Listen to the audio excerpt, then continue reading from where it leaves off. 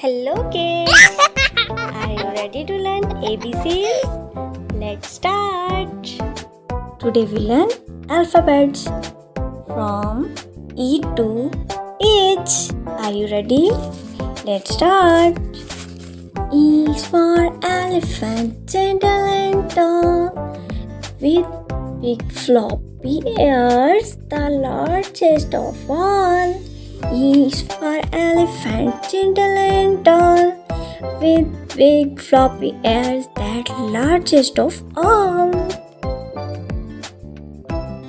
F is for fish that swims in the sea, colorful, shiny, happy and free. F is for fish that swims in the sea, colorful, shiny, happy and free.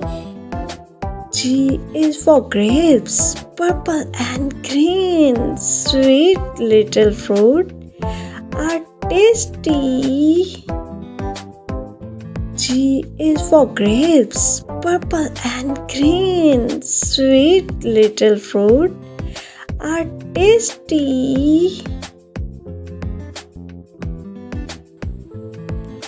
See you again with more letters and fun.